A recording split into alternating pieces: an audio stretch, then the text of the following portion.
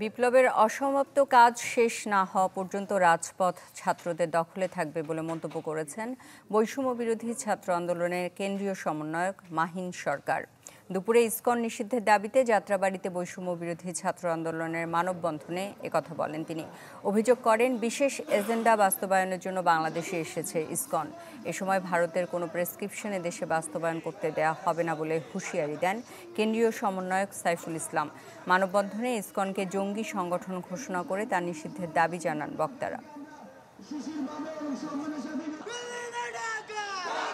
ওদের ষড়যন্ত্রকে রুখে দিতে আমাদের ছাত্র সমাজ এবং আমাদের নাগরিক সমাজকে, আমাদের পুরো বাংলাদেশের মানুষকে একত্রিত হতে হবে, ঐক্যবদ্ধ হতে হবে।